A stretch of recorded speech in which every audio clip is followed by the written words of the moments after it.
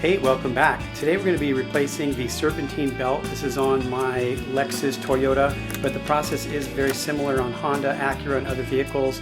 And I'm going to start by taking off this engine shroud upper cover. It's got 4 pins that pop out.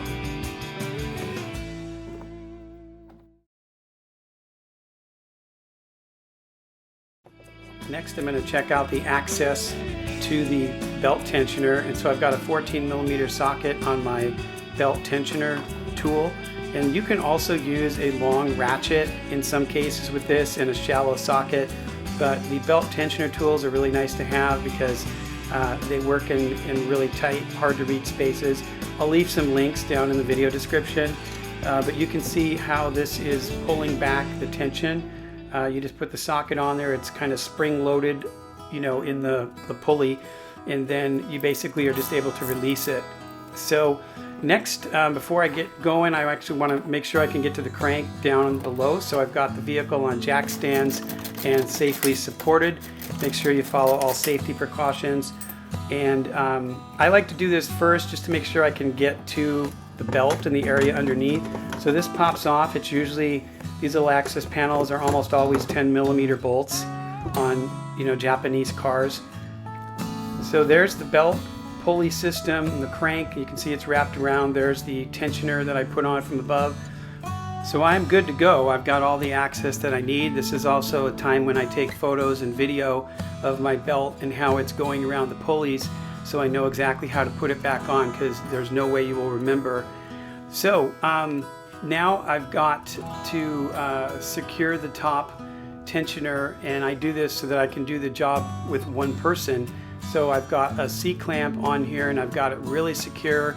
I don't want this thing moving at all. You want to take all precautions, because when you're working on the car, you don't want that to come loose and have your fingers get caught in the belt if the tensioner springs back. So I've really got that secure and released, and I can remove the belt. So the easy part is removing the belt. Once I've got it off, I do like to compare it to the new belt just to make sure it is the same size and it's the same width and it's got the same number of grooves on it. So I've got the right belt, and now it's time to feed this thing back into place and around the pulleys. I like to start from the top of the engine. I could have done this from the bottom too. I just think it's a little more straightforward starting from the top. I'm just using my hand to get it down in there, but I will have to use a blunt, some sort of blunt tool to kind of stuff that down in there further to get around the nuts and the pulley nuts that are sticking out. So that's what I'm doing with the long ratchet right here.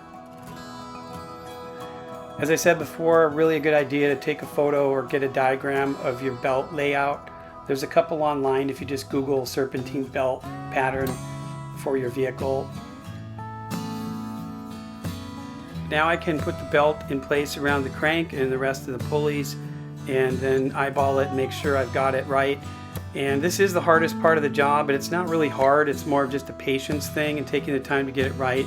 Once you've got it on, you can actually, on my vehicle at least, you can pull and move the belt and it will slip and rotate around, and it's kind of a nice way to see that it's in the right spot everywhere. But also say this is a time you can consider replacing some of these idler pulleys, especially if your car has a timing chain, because they tend to get forgotten about. If your car has a timing belt, then these idler pulleys and sometimes the tensioner are included in the timing belt replacement package. So now I've got it on, I take a final look around to make sure it's on track everywhere, and it can be a little deceiving because even by pulling the belt and getting it to move where it looks like it's staying on track, and I've seen situations where it looks right from below, but up above it's off by 1 groove. So it's very important to eyeball everywhere that belt goes and make sure that it's on track before you release it and start the car. Now I'm taking off the clamp and I'm using my other hand to hold the tensioner back. Once I've got that off, I can release the tensioner and we should be good to go.